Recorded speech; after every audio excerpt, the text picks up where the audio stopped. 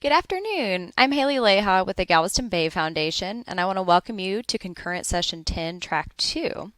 I have the pleasure of introducing our panelists today, and they will be speaking on the uses of recycled oyster shell in reef restoration.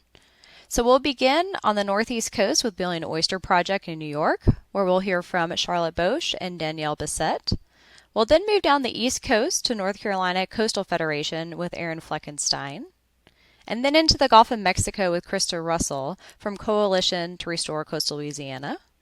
You'll also hear from me in Texas with the Galveston Bay Foundation. And last but not least, we'll end on the West Coast in California with Katie Nichols from Orange County Coastkeeper. I want to thank you all for joining us today, and I look forward to hearing from you in the Q&A session. Hi, my name is Charlotte Bosch, and I'm the Shell Collection Program Manager at Billion Oyster Project. And hi, I'm Danielle Bissett. I am the Assistant Director of Restoration at the Billion Oyster Project. Billion Oyster Project is a nonprofit with a mission to restore oyster reefs to New York Harbor through public education initiatives. We envision a future where New York Harbor is a world-class public blue space, well cared for by the communities that surround it.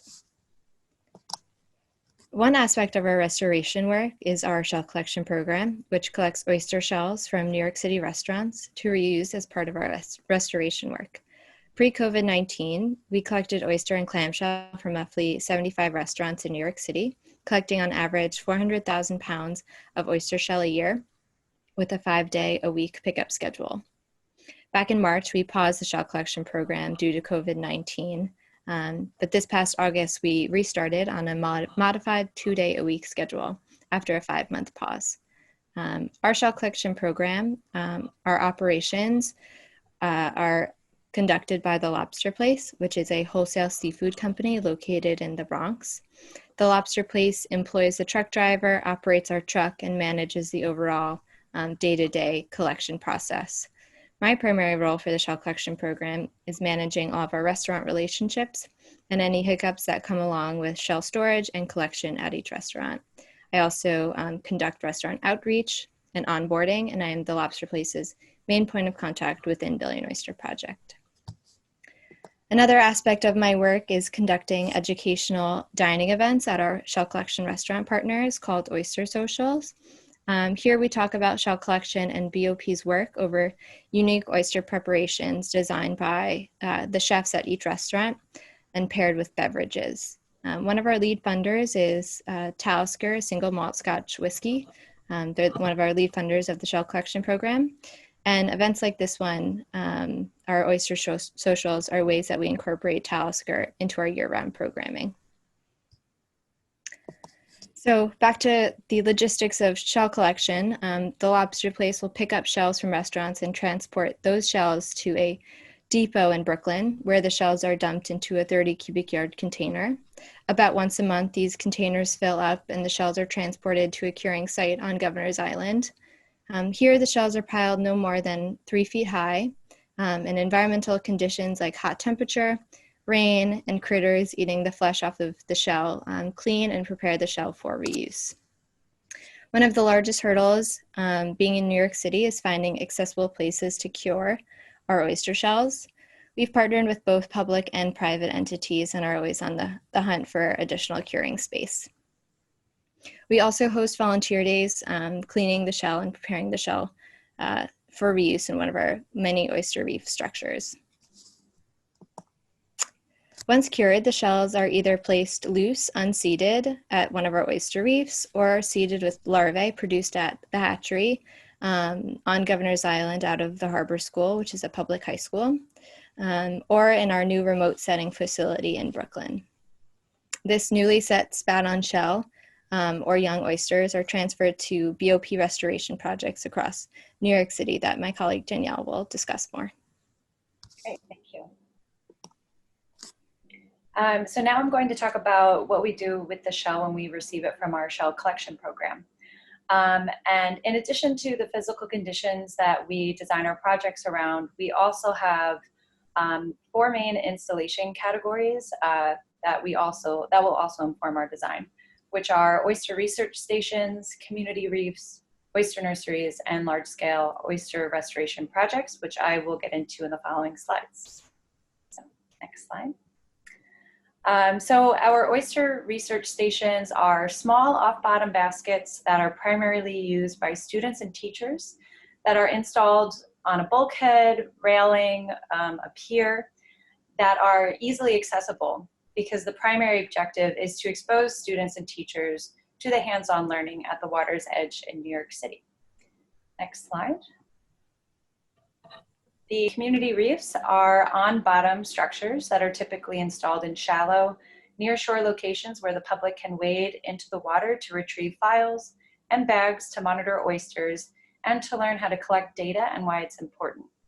So these two sites, installation techniques, the ORS program and the community reef sites, the overall objective of them is to engage the public in our work so they understand firsthand why our work is important, and to also expose them to the natural environment that is throughout New York City.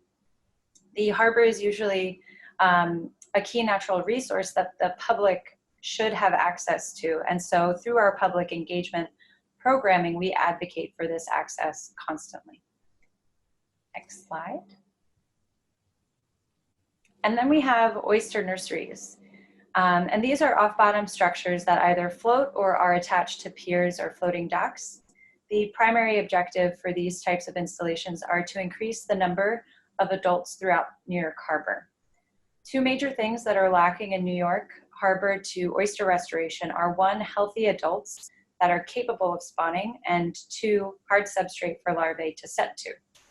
So the purpose of oyster nurseries are to act as that source for healthy adults that can add larvae to the waters surrounding New York City. And in parallel to that point, through our large-scale restoration projects, that's where we add the hard substrate for larvae to eventually set on, which leads me to my next slide, please.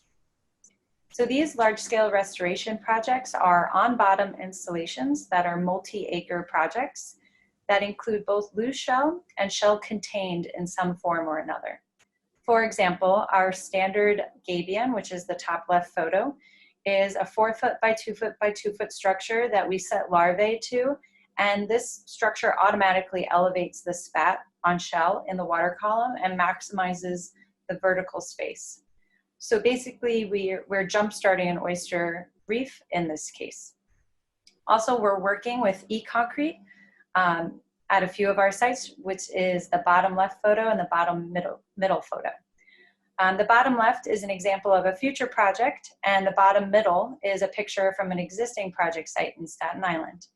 As you can see, the discs are stackable, which again takes advantage of the vertical space in the water column and gets the oysters off the bottom, where we have that fine sediment that structures typically subside in, which is a major concern of ours while we're restoring oysters in New York Harbor.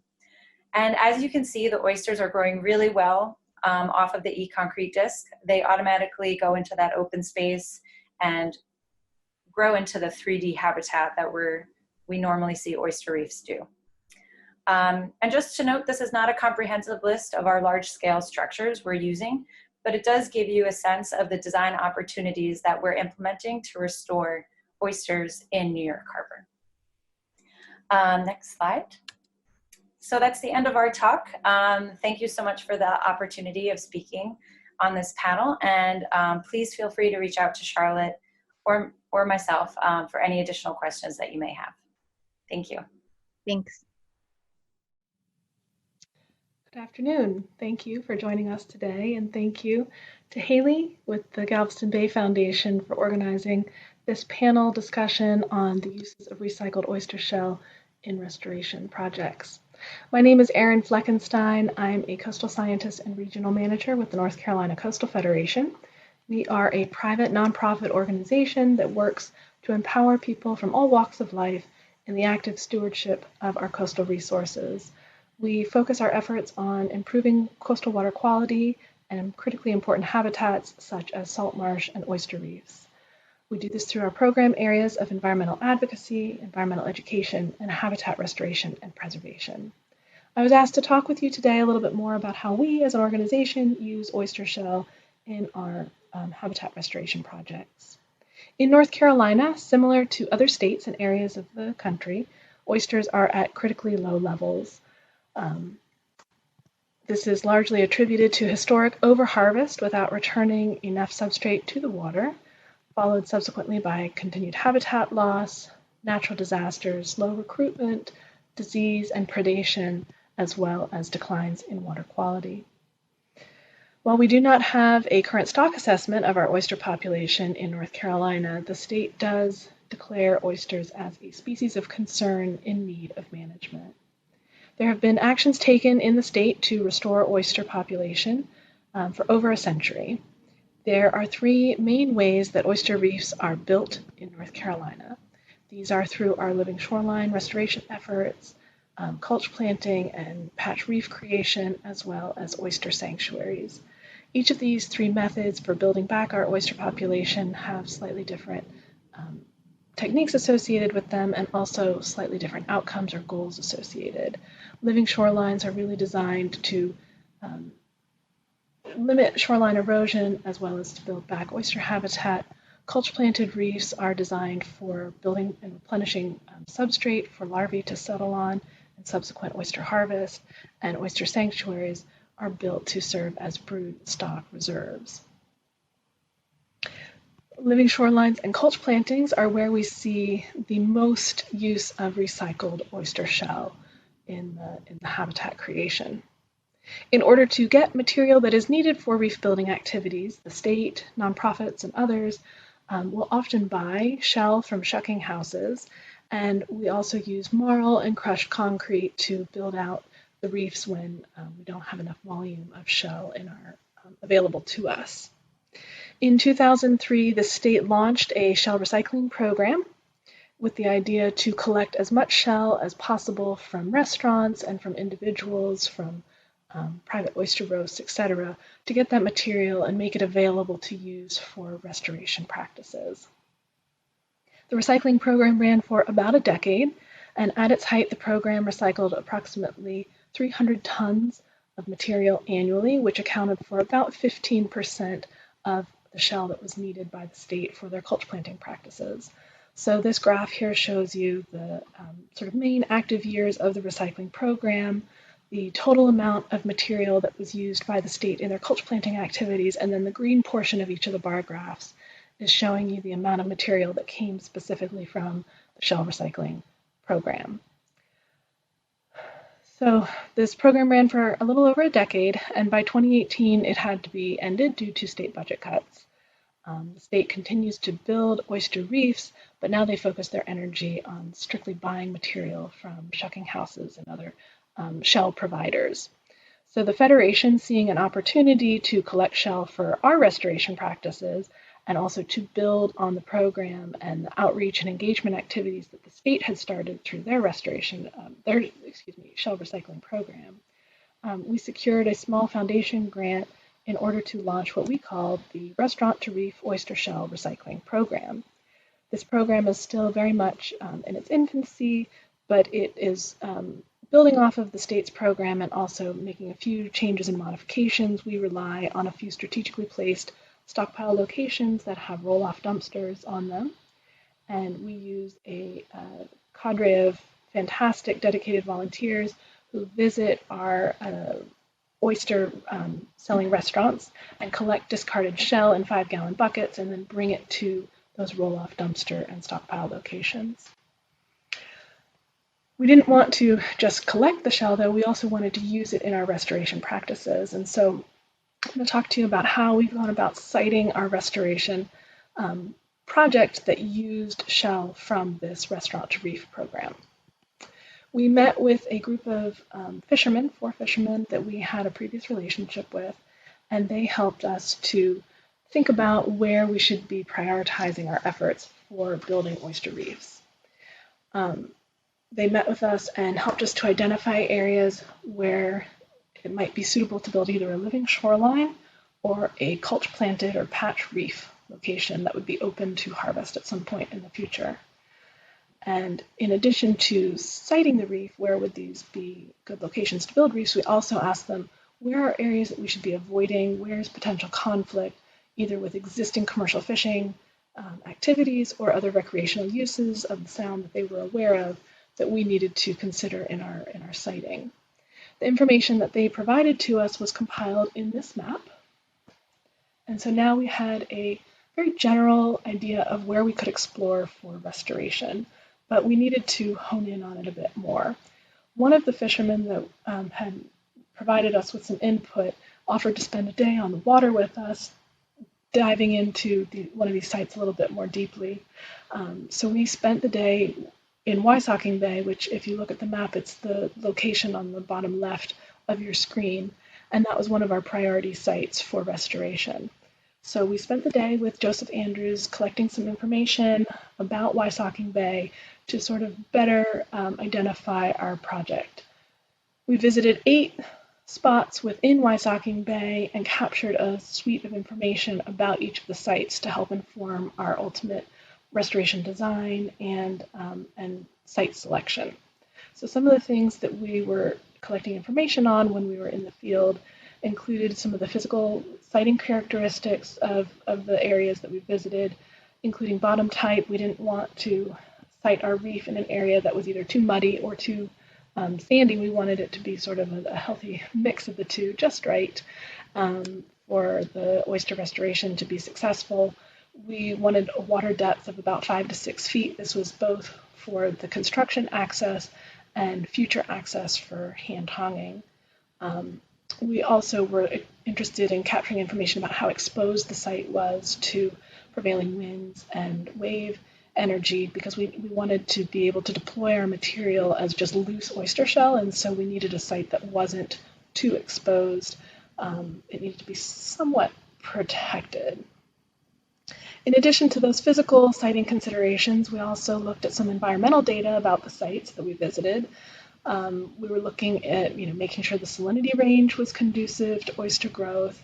We wanted to make sure that there was no known issue with dissolved oxygen, either prolonged or sustained drops in DO, maybe attributed to being too close to the mouth of a drainage canal.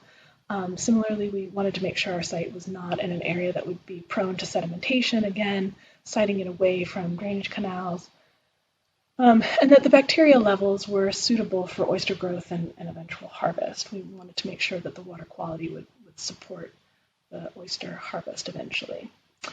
We also wanted to make sure our site was avoiding any conflict with known uses, both the commercial and recreational uses, as well as existing habitats, so making sure that we were avoiding any known SAV beds, as well as known oyster reefs. So we collected data in the field, but then we also were able to sort of cross-check our data with these maps that had been produced by the Division of Marine Fisheries, where they were mapping both SAV and oyster habitat in the sounds. So lastly, we were looking at making sure that the site we selected would be logistically feasible for construction. Our main stockpile location was up in Wanchese, and the site that we were considering was down in Wysocking Bay, and so we wanted to make sure we'd be able to get the material easily from Wanchese down to Wysocking Bay, either over the water or whether we needed to truck material from Wanchese to a closer land-based stockpile location, and then from the land via barge or boat to the water. And so we looked at some different boat ramps that we could potentially use. Ultimately, these logistical issues were easily overcome, but we did want to make sure we had thought this through as far as how we were going to go about executing our construction of the reef. Lastly, we wanted to look at some of the other areas around our reef site that hadn't been restored in the past and how successful they had been. We wanted to use that as a gauge for understanding and having some good expectations about how our restoration might proceed. So after we collected all of this information and we reviewed our options, we met with the Division of Marine Fisheries and discussed the possibilities with them, and finally decided on this location. It's a 2-acre reef that we sited at the mouth of Lone Tree Creek. So we initiated permits for the work.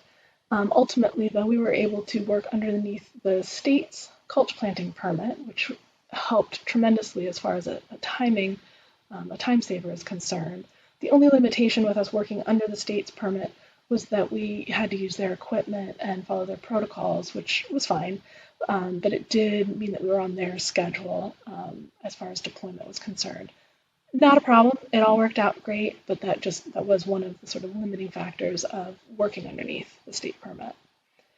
The shell that we used to build out this reef site was entirely collected through the Restaurant to Reef program. We only had about 1,200 bushels of material available to us because this program is so young and getting off the ground here. But we had 1,200 bushels of material that we had stockpiled and used. We barged it down to the reef site. We were able to go directly from Wanchese over water to our reef site, which was, again, a logistical help for us. And then once down at the reef site, the material was washed off the deck of the barge onto our reef location. We had sited a 2-acre reef, but we only had the 1,200 bushels of material available to us.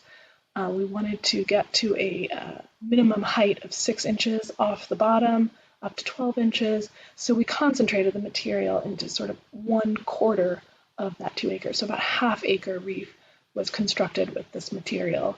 And this will allow us to go back in subsequent years with our, additional material that we collect to finish building out this reef site. We will continue to monitor the site in the coming years and start planning for future reefs. Of course, we would like to ramp up our efforts and collect more shell from more restaurants as we move forward. And doing this in a cost-effective manner is something that we are spending a lot of time thinking about because we want this program to be sustainable in the long term. Collecting shell from restaurants and using it to build out oyster reefs is really important to us. So doing it in a way that allows the program to continue is going to be important.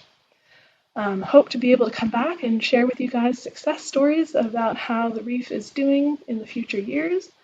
I want to thank you all for participating with us today and definitely thank my colleagues for their help in making this project a success. A big shout out to the North Carolina Division of Marine Fisheries. They have been tremendous through this whole project and helping us every step along the way. And my colleague Leslie Vegas, who runs the Restaurant to Reef program and coordinates our restaurants and shell volunteers. Couldn't do this without her, so I want to make sure she gets credit. And of course, our host sites and shell volunteers that are making this possible have all done so much work in collecting the shell and making it available for this project. So thank you all, and I look forward to taking any questions from you during our Q&A session at the end of these panels. Good afternoon, and thank you again for joining us.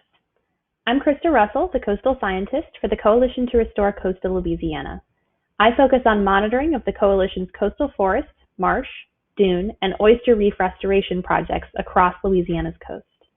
Today, I'll be sharing our planning and design process, as well as some lessons learned from our most recent Living Shoreline project in Barataria Bay.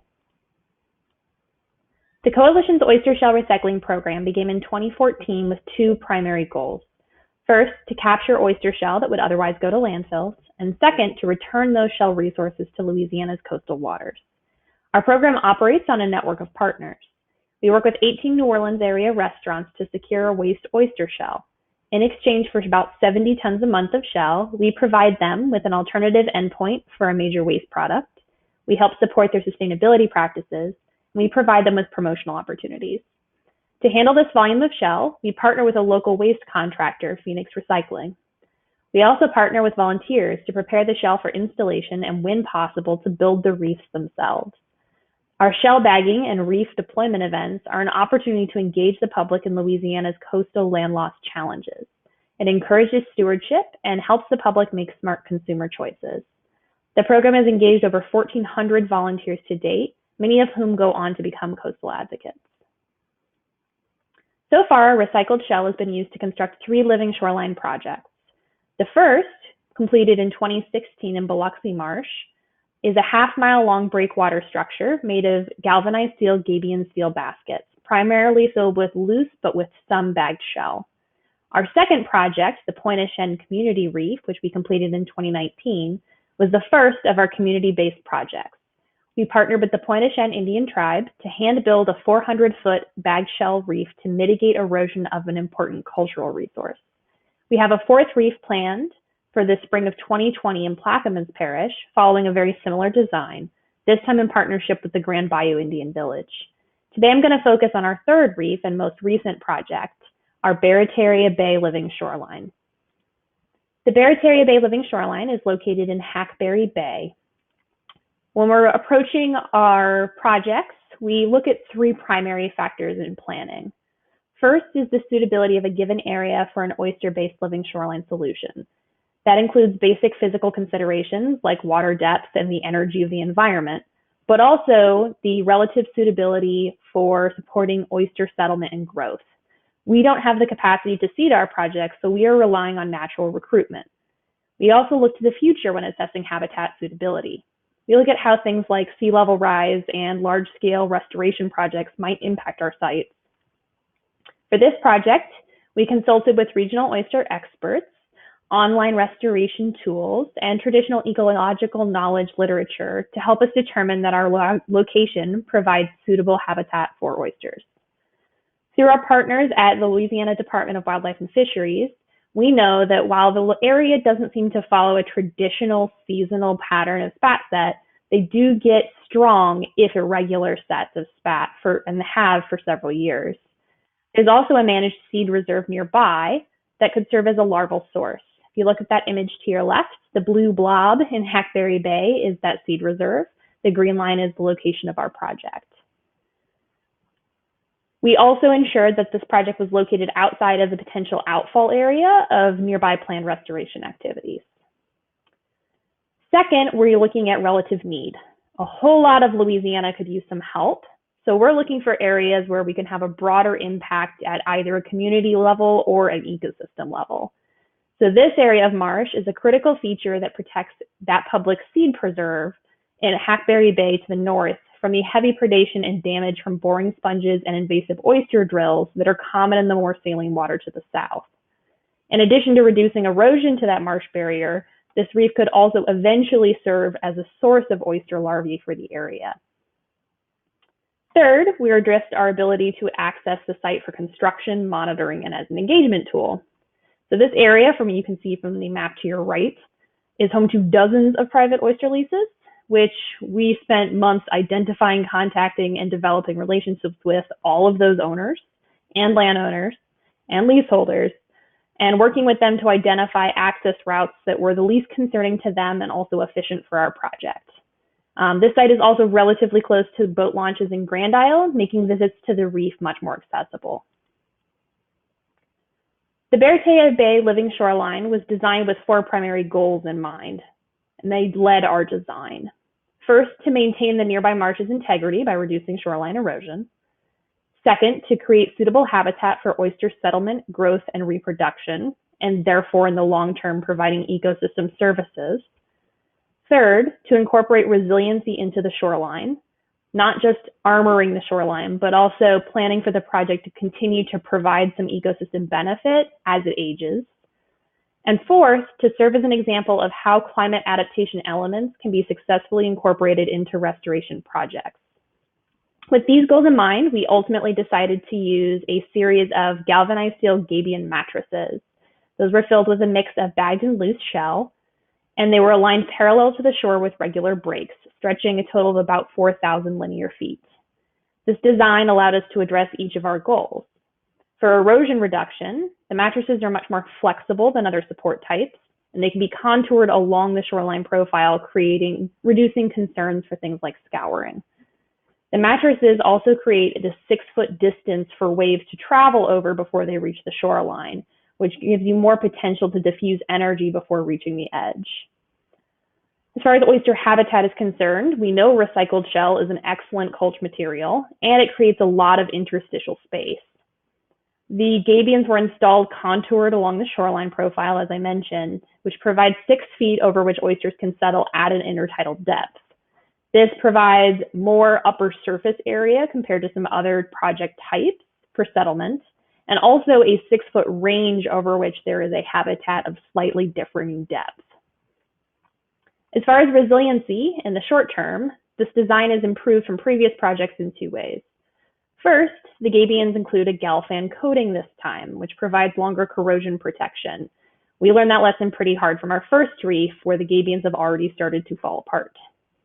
The mattresses also have a reduced frontal surface compared to other gabion types, and that's reducing the area that's exposed to head-on wave energy.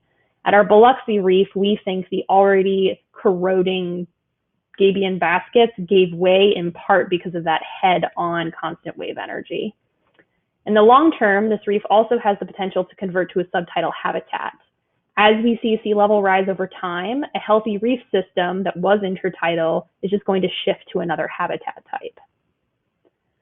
Our outreach and engagement efforts with volunteers and stakeholders at the management and planning levels are meant to help influence people's perception of what can be done to make restoration projects climate adaptive. We intend for this project to add to the body of work supporting climate adaptation planning and restoration, and we're hoping to inspire adoption of similar methods at a broader scale, particularly in the Louisiana Master Plan. We're also incorporating a minimum of a year of monitoring with the hope for much longer. We're looking at both the reef development and changes to the marsh edge over time. In addition to the challenges you would expect from any living shoreline project, we also had this little global pandemic to handle. It drastically changed the availability of some pretty basic materials.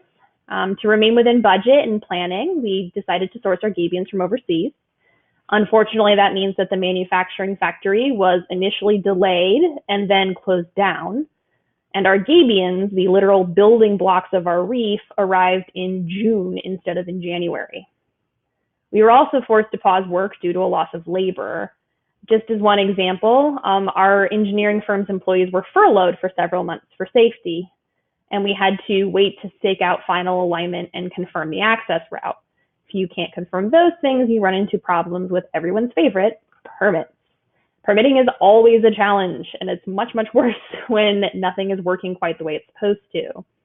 The closures and subsequent delays made it really challenging to compile the necessary materials to submit applications. Extending the deadlines of those applications was a really big problem. And even something as simple as contacting representatives to check up on how those things were progressing was difficult because people weren't in their offices and their contact information wasn't necessarily updated. And they were getting a lot of people trying to get a lot of questions answered, and they had less people working. The project's timeline overall was impacted by a delay of about 8 months.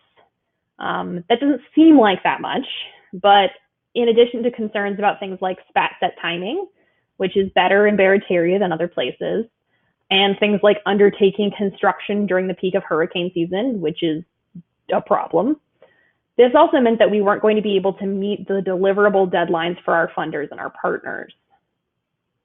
The good news is we have excellent partners for this project, and they help make this reef a success despite all these delays.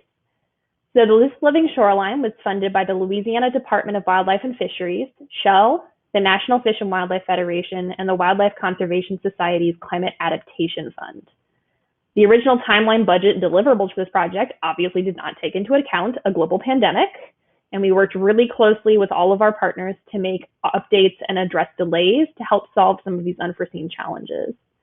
LDWF in particular was an invaluable resource, not just for helping with funding, but also because they know the regional oyster fishery very well.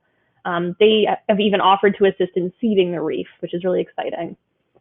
We also worked closely with our contractor, CEI, to address delays and find solutions. We relied really heavily on their experience to aid in speeding acquisition of permits and securing construction materials. We always work really closely with our contractors, but this was a we were on each other's speed dial sort of situation.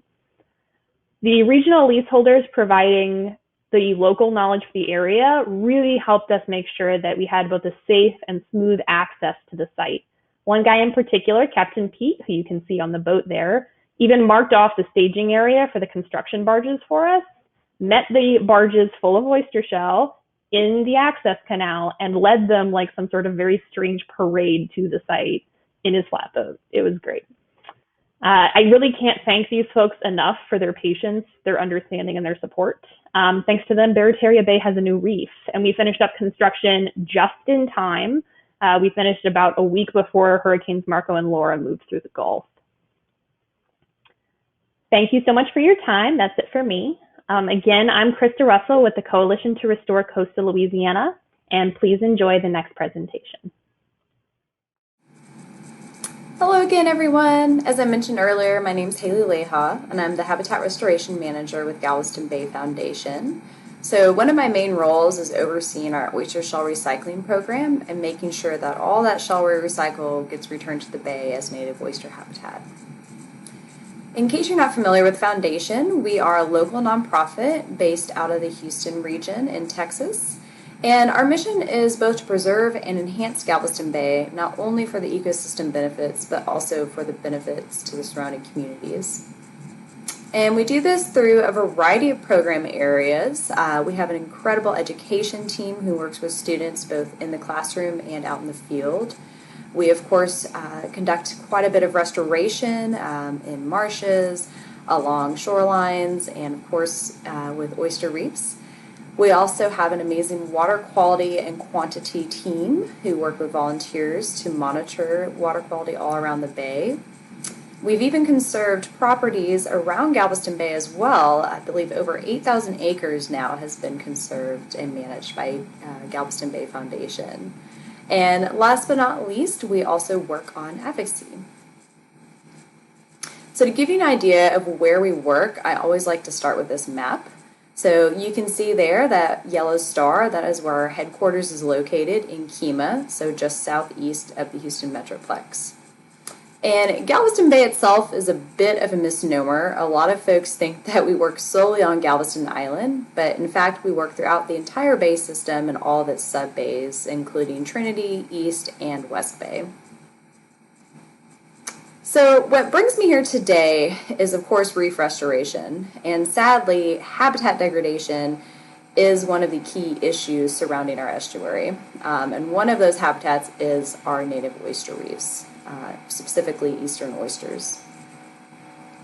And the reason for these losses stems not only from overharvesting in the past, but also from extreme storm events like Hurricane Ike and Harvey. With the harvest practices that have been conducted in Galveston Bay, the once very vertical relief reefs that we had are now more of a low-profile planar structure. And so with hurricanes like Ike that brought in so much sediment, those reefs, those live oysters, were completely suffocated. So back in 2008 with Hurricane Ike, that incredible tidal surge dumped so much sediment on there, we lost over 60% of our oysters. And even in East Bay, closer to 90%. And sadly, those same regions suffered again in Hurricane Harvey when that storm essentially turned Galveston Bay into a freshwater lake, and we're still suffering from some of those losses. Now, the Galveston Bay Foundation responded to these issues by starting an oyster shell recycling program back in 2011, and that's been ongoing to this day. So unlike some of the bigger groups you'll hear from today, we are very small and grassroots.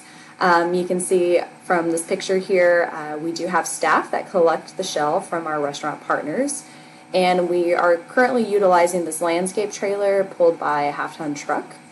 So each of our restaurants receives this service for free at this time, and they receive either these bins or 5-gallon buckets depending on their output of shell. And after our staff collect the shell from the restaurants, they then take it to one of our upland storage sites, what we like to call our curing sites. And that shell is placed in about 18-inch piles until it's fully sun-cured. We turn it with tractors throughout that 6-month curing period and then consolidate it into larger piles, essentially to stockpile it for restoration projects. And so to this day, we have collected over 1,000 tons of shell, and about half of that has been returned to the bay, primarily through volunteer efforts. So we're very fortunate to have engaged with so many volunteers around the community. So what I'm really here to talk to you about today is how we're getting that shell back into the water. Now we do have a volunteer oyster gardening program that utilizes our recycled shell, but that is really more focused on community outreach and reef enhancement. All that spat grown by our gardeners is returned to one of our restoration sites. And if you want to hear more information on that, tune into my colleague Michael Niebuhr's talk at the summit this week, and he will give you all those details. So what I'm really here to tell you about is our volunteer-based reef restoration and some of our larger scale efforts we're moving towards here in the near future. So the way we conduct our reef restoration is primarily through shoreline protection, specifically living shorelines. As you can see here, we are commonly building the oyster shell breakwaters with those mesh aquaculture bags that you'll see many other organizations using as well. And the reason we're doing this in Texas is because there's no real policy in place to protect sanctuary reefs and make them off limits to harvest.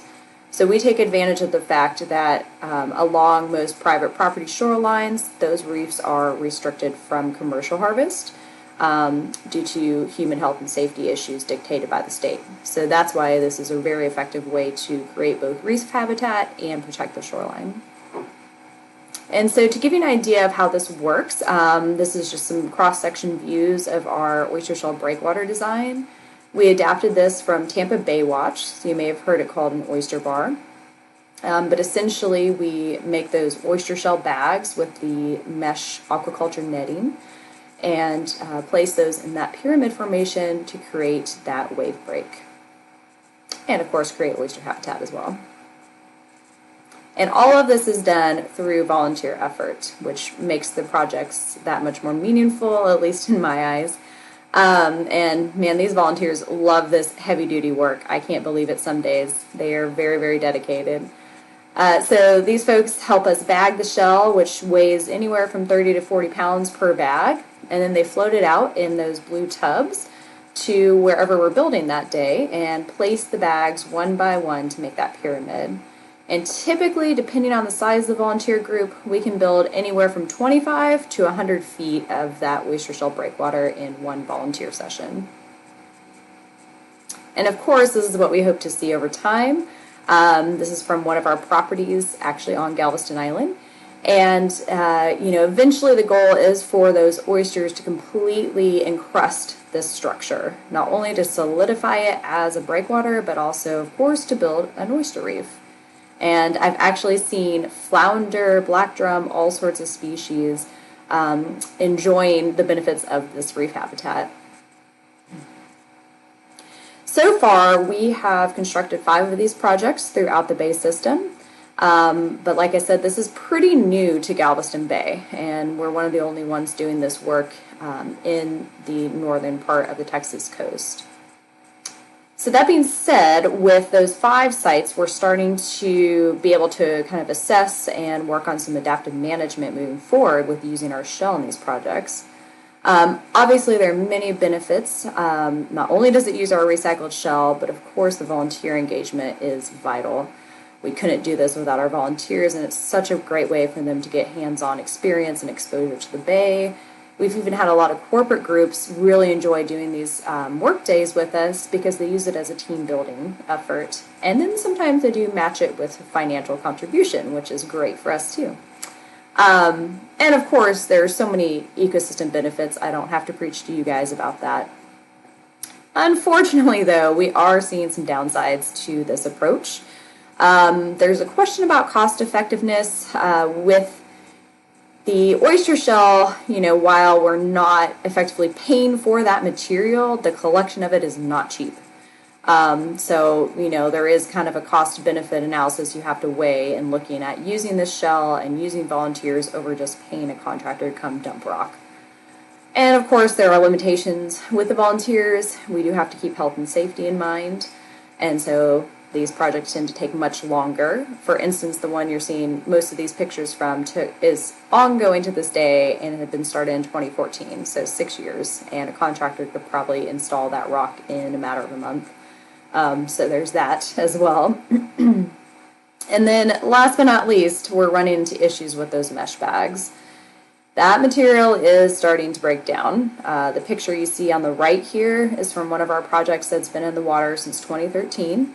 Now this one, I will say, is in more of a higher energy environment, which I would not recommend. But it is surrounded by quite a bit of native reef, so we've seen great colonization there, and it is still, very much a thriving oyster reef. But as you can see, that bag material is breaking down, and we do not want to be contributing to plastic pollution. It's a very bad PR. You could have wildlife entanglement, all sorts of negatives. So we're looking currently to steer away from those mesh bags. Excuse me. In addition, we're also seeing the bottom two layers of that breakwater structure get submerged in the sediment, and we're not sure if that's because of the structure settling over time, if it's localized subsidence, and or maybe just the simple sediment accretion covering that shell up. But essentially that shell, so valuable, so expensive to collect, is basically being wasted. I guess you shouldn't say wasted, but sacrificed to the mud. So lots of things to consider with this design. So clearly research is needed. We are, like I said, looking into alternative materials to contain that shell. One of those being the gabion baskets that CRCL is using, and many other groups around the country are starting to test out. Our main goal now moving forward is determining, is this the most sustainable use of our oyster shell? Can we place it loosely, which we've tried at one location, and I was hoping to have data to share with you guys today on that larger scale project, but sadly COVID delayed our research on that because we were involving university students and they could no longer conduct that monitoring for us. But that being said, we are looking into alternatives as we speak. So it's clearly time to reevaluate.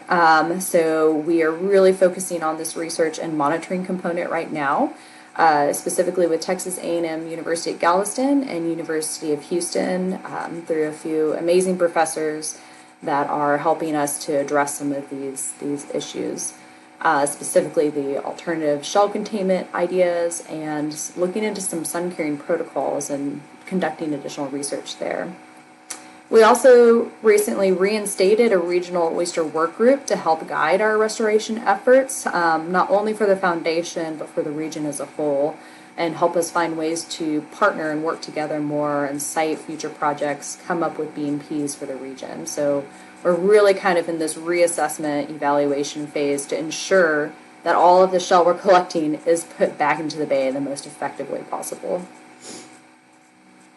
So, with all that being said, this is even more important because we are trying to expand our shell recycling program into the inner loop of Houston, where we have more densely populated restaurants that sell oysters and could potentially have a larger source of shell. So as we're hopefully expanding and gaining more shell in our program, we want to make sure we're using it in the right way. And another little exciting announcement, we are hoping to launch this expansion next year with the inaugural Houston Oyster Festival, which has never been done. So we're very excited and very hopeful, as long as pandemic conditions allow, that this will be kicking off in 2021. And of course, big thank you to all of our partners and sponsors. And thanks to all of you for tuning in virtually. I'm sad we don't get to meet in person this time, but hopefully in 2 years we'll see each other face to face again. Please feel free to jot down my email, phone number. I'd be happy to speak with you and look forward to hearing from you all in the Q&A session. Thank you so much. Hello, my name is Katie Nichols, and I'm the Marine Restoration Director with Orange County Coastkeeper. And today I'm going to talk about native oyster restoration using novel materials. I first want to thank my co-authors, Dr. Christine Whitcroft from Cal State University Long Beach and Dr. Danielle Zackrell from Cal State University Fullerton. A brief outline of my talk: I'm going to introduce you to our native Olympia oyster, talk about oyster restoration using coconut coir, the successes and challenges with small-scale oyster shell recycling, and further research. The Olympia oyster, Ostrea lurida, is the only native oyster to the U.S. West Coast. It's found in bays and estuaries, and it cements one shell to hard surfaces and forms complex structured habitat. It was once prominent, but is now almost functionally extinct in Southern California with over 90% loss. And it's depleted due to a variety of human factors, including overharvesting, dredging, and pollution. But restoration efforts are underway along the coast. And fortunately, in Southern California, we have enough remnant populations that we're not limited by the amount of larvae in the water column. If we build the right habitat, we think the Olympia oysters will come back. My colleagues and I have been restoring the Olympia oyster for several years now. And my colleague is an expert in Olympia oyster biology, Dr. Zackrell from Cal State Fullerton. And we've looked at using different configurations of shell, whether loose or bagged, and what tidal height and what thickness to optimize the settlement of the Olympia oyster. And we've worked at two main sites in Southern California, Newport Beach at the south end of Orange County, and Long Beach a little bit further north, and specifically in Alamitos Bay. And today I'm going to talk about the methods for oyster restoration. So in Upper Newport Bay, we are restoring the native oyster with and without native eelgrass in a living shorelines configuration to look at how these species interact and may provide co-benefits. But today I'm going to focus on the oyster shell, but I do want to give a shout out to that species eelgrass that we love as well. So for this, we used clean Pacific oyster shell, about 40,000 pounds, that we initially purchased from an aqua farm in Carlsbad.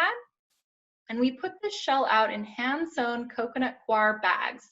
You can see a picture of that coir in the right-hand side photo towards the bottom. I'm going to go into depth a little bit about that material. This project involved a ton of volunteers and was about 200 square meters. And then at the end, I'll talk a little bit about Alamitos Bay and our efforts there, a little bit smaller with about 3,000 pounds of shell and about 80 volunteers. So the coconut coir, so you get a sense of what it looks like. It's used a lot in erosion control and not so much in oyster restoration. It's sort of a new material for this use. That person on the left side is actually quite tall. It comes in rolls about 6 feet. And we cut it using hedge trimmers and then hand sewed it using volunteers. Our initial goal was about 1,000 bags, and we made it to about 500 because this was a very time and labor intensive effort. I highly recommend providing incentives to your interns and volunteers. So that side right photo is a photo of our sip and sew that we held at a brewery. So maybe quality of the sewing went down a little bit, but our volunteers were a little bit happier. This is a picture of the coir up close and what a finished bag looks like. So they were about 1/2 meter by 1 meter long, and they weighed about 20 to 30 pounds. For transport, we didn't really use any large structures or equipment. Most of this was transported via volunteers, personal vehicles, boats, and by hand out onto the mudflat. So this is what the restoration looked like in action. We had some mussel shell from the aqua farm that we put down as a first layer with just 1 layer of coir because we expected some subsidence initially, and then placed those hand-sewn bags on top. On the right-hand side is what a finished product looked like at one site, so about a 20-meter-long bed with drainage channels built into it. Very important lesson we learned early on.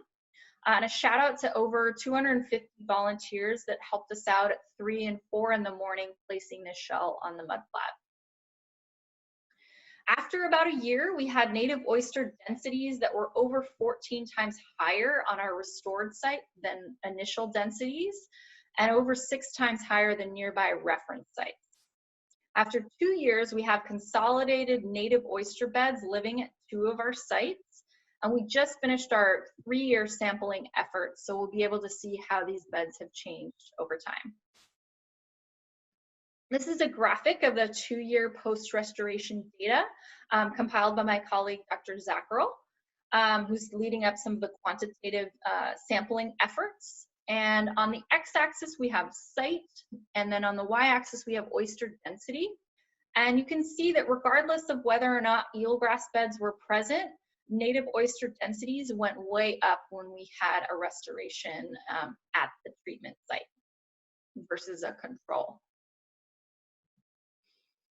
One of the challenges of our project is that we're in a highly utilized recreational bay. It's used by paddleboarders and kayakers, as well as recreational fishermen. We are in a state marine conservation area where collecting from shore is not allowed, but fishing with hook and line from shore is allowed. So what ended up happening is fishermen were inadvertently hooking some of the shell bags with their hooks and bringing those up onto the beach. So in this photo on the left, you can see that happening. One of the bags pulled up on the beach and ripped open, unfortunately. So a strategy to kind of prevent this, what we did was provide outreach to people at the beach, educate them about the different habitats and how we were restoring them, provide flyers in a variety of languages. And we also worked with the city to install additional MPA signage to let people know that they were in a marine protected area. So although we had some disturbance, we wanted to maintain our restoration footprint. And so instead of adding more shell to the damaged beds, we decided to add on new beds adjacent to them because we didn't want to add shell onto those existing beds because we still had high oyster densities there, even where we had some disturbance. So this is a photo of how we did those new beds last year. And we used the coconut coir in a slightly different way. I did not want to sew bags by hand again, although it's a great effort and people did somewhat enjoy it, a lot of work. So we ended up using a different method and sort of wrapping them like a burrito and hand tying them in the field. And this allowed for more continuous pieces that would be less likely to be pulled up by fishermen. We also built these at 2 different tidal heights so that we could see whether or not tidal height would influence oyster dynamics. This is a picture of that coconut coir of those newer beds 6 months later. We've been really interested in how that coir breaks down over time. And anecdotally, it's lasted quite a bit longer than I initially thought it would. We do have fairly low wave energy sites, but they do get boat wakes. And so we've been documenting the coir breakdown via photo plots, as well as annually monitoring for percent shell cover, bed height, rugosity, and the dimensions. So see how these beds are changing in configuration over time. Bed integrity and quantifying it and how to maintain these over time has been another challenge of ours. So the picture on the left is a bed once it was initially built, and the picture on the right is a couple of years later showing how it's spread and the coir has broken down. Now, bed integrity and shell cover have varied across the sites, but we haven't seen a relationship between bed integrity and proximity of eelgrass. So again, the photo on the left is a bed once it was initially built. In the middle, you can see one of the sites, the shell has remained pretty consolidated and kept some of its integrity, versus at other sites where it's more spread out. And beds at all of the sites except one have migrated upshore as well. So we've been looking to tease out what factors are causing differences in bed integrity among the different sites, whether that's maybe some human activity. So as I mentioned, all of our sites are in a state marine conservation area, but one of our sites is also in an ecological reserve that does not have any public access. So that could potentially be a factor. There may be some differences in wave energy or boat wakes among the sites. And then sediment and upshore marsh connectivity also might be playing into these effects that we're seeing. Lastly, I wanted to mention our Alamitos Space site. Fortunately, we were able to get a bunch of volunteers out in March of this year, right before kind of COVID hit. And we built a 30 square meter bed, similar to those mini beds in Newport. We used longer pieces of coir and a contiguous bed. So we're hoping to get out this spring and see how those have held up over time. The challenges that we've had in shell recycling, particularly for Southern California, the big one is space. So finding storage space has been a real challenge. So our first shell was stored at a boatyard, and we had to use some creative methods to containerize it and transport it using trash cans and a variety of containers to sort of move it around. And then funding for that is also a challenge as a small nonprofit. So we have done some shell recycling efforts with restaurants as well on a pretty smaller scale. And fortunately, we recently developed a partnership with Irvine Ranch Water District, who is donating space for free to us in their corporate yard, which removes some of the issues that we'd have with pests and smell if you're curing shell outside in sun, which is the ideal way to do it. And so you're not having an area that has public access where you might have, problems with having pests or smell issues there. So further research, there's a ton of things we still want to look at, including expanding and extending our biological monitoring, figuring out the best ways to adaptively maintain the restoration sites, expanding our work on sedimentation and shoreline erosion utilizing LIDAR and GIS. We're also currently looking at how human use of the restoration sites might affect bed integrity. Lastly, I want to thank my collaborators and funding sources. I particularly want to acknowledge the Pacific Marine and Estuarine Partnership, or PMET. Definitely check them out. They're a pretty cool fish habitat partnership here on the West Coast. If you have any questions, feel free to check out our website at coastkeeper.org or shoot me an email. My email is katie@coastkeeper.org. Thank you so much for joining me today and listening to the presentation. See you later. Hi, everyone. Can you hear me okay? All right. Thanks for sticking around for our session on recycled oyster shell and reef restoration. We've got a lot of great questions, and I really enjoyed seeing all of the panelists' presentations.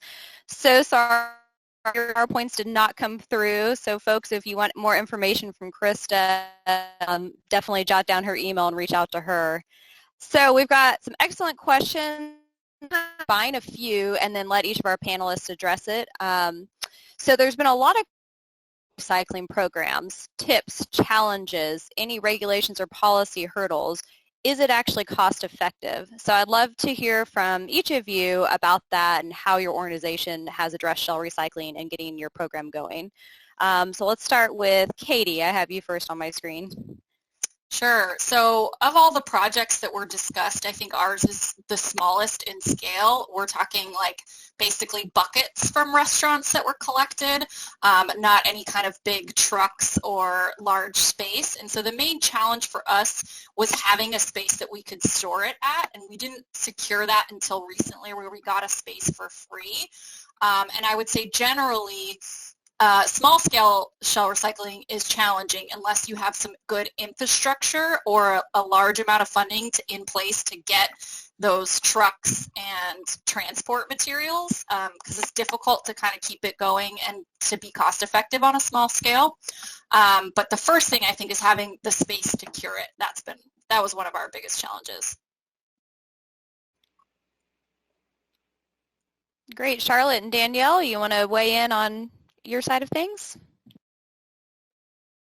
Sure, I can answer that. So our largest challenge also has been obtaining curing space, especially in New York City. It's difficult to find space that's large enough that we can have volunteers at, that's far enough away from water. So right now we're looking at both public and private options to expand our curing space. We have the capacity to have a 6 collection day, and we have the funding, but we don't necessarily. This is all if restaurants are reopening in New York. But our bottleneck right now is really finding space to put it all.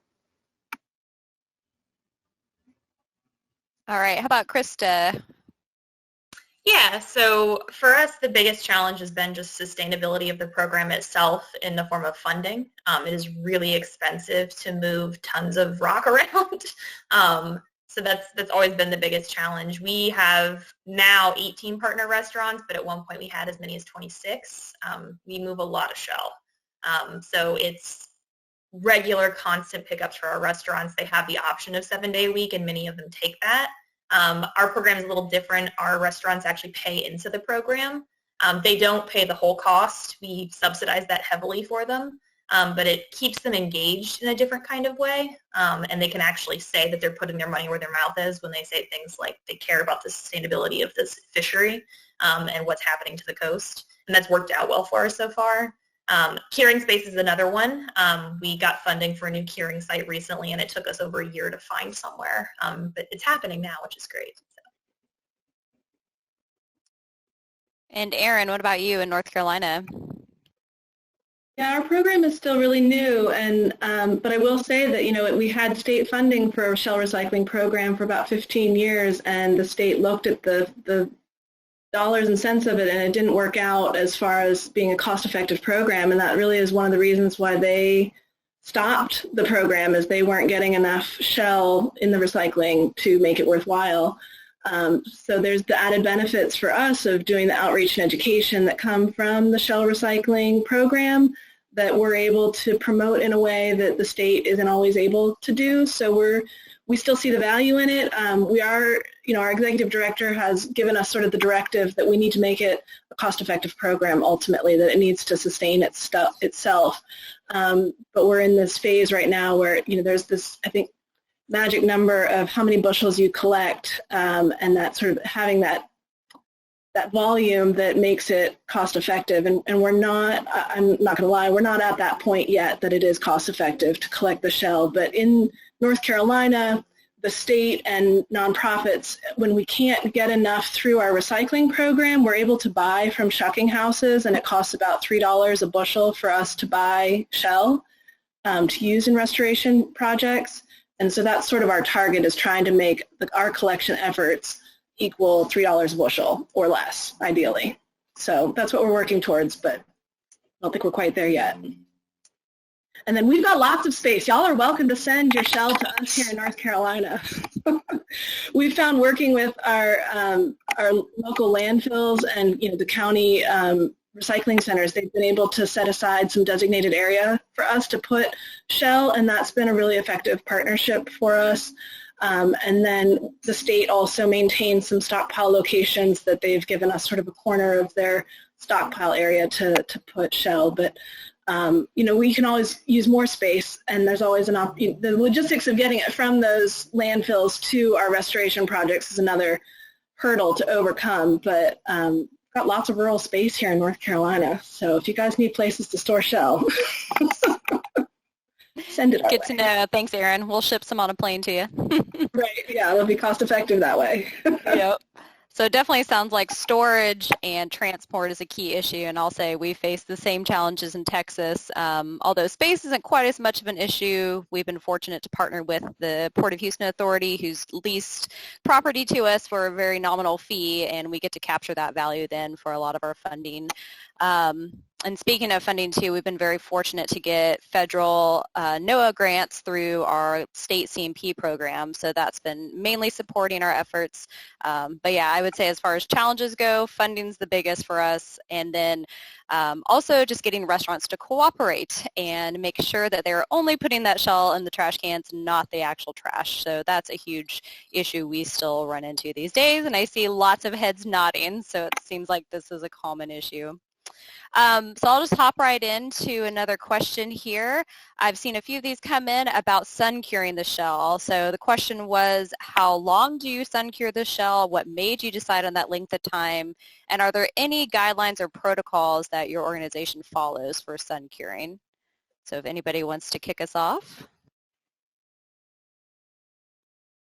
I can. So we follow the DEC's the New York State's DEC's Department of Conservation's acceptable origin for shell and shell stock, for the introduction of shell and shell stock in New York waters. And that's kind of our guiding principles for curing in New York. And we cure for a year. Just to be safe, but in that document it actually, it says 6 months from the months of May through September, so during the hottest parts of the year. But it just so happens that our shell usually ends up curing for over a year. before we have the permits to put it in. But that's a public document. You guys can look it up. It's got good facts in it.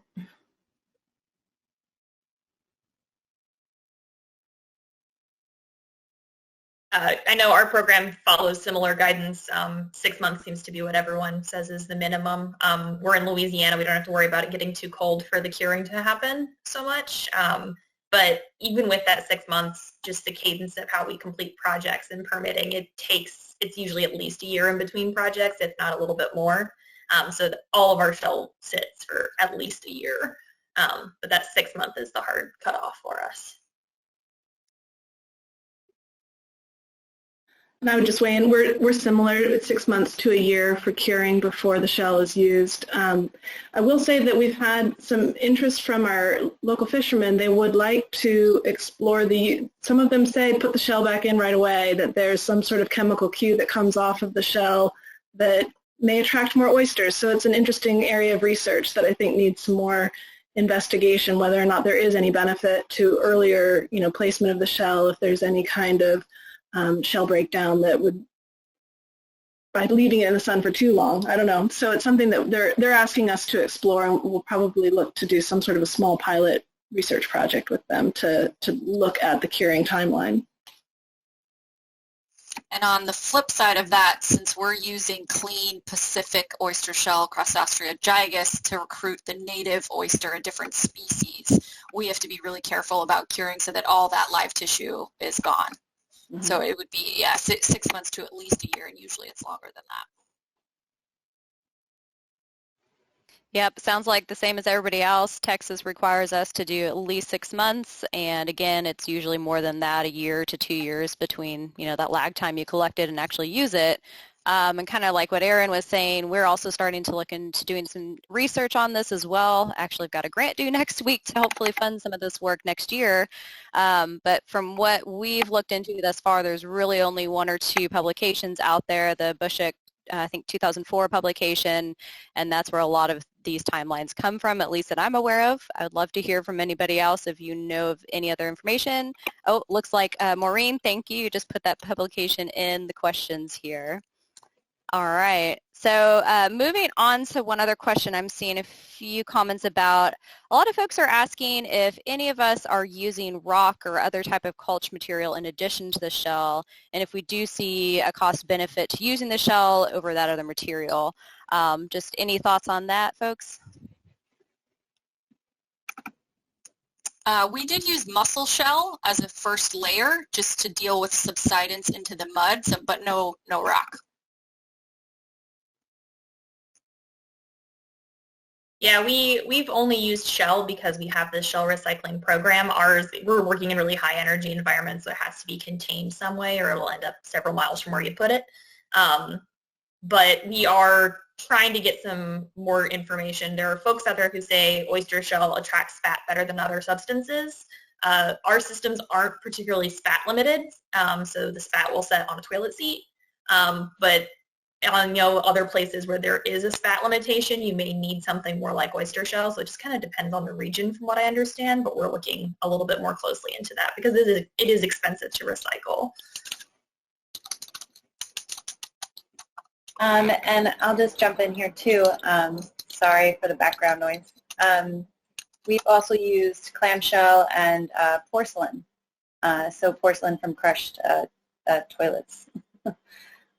Through the Department of Education in New York City. And we're actively exploring other materials for our restoration. We use quite a bit of marl and concrete in our restoration activities, usually as a sacrificial layer, and then can top dress it with the oyster shell.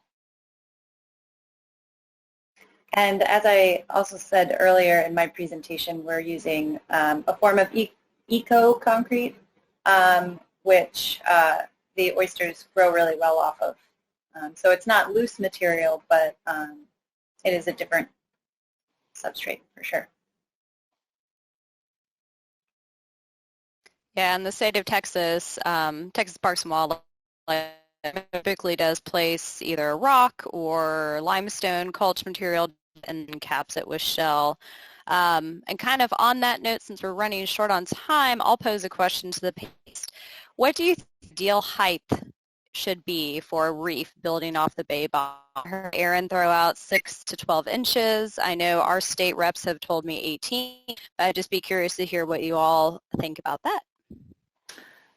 I'll just follow up with that. So the 6 to 12 inches was just for that particular restoration project. All of our projects have, depending on the site considerations, have different dimensions associated with them. So I don't know if we can address one single ideal height unless somebody else has knowledge on that.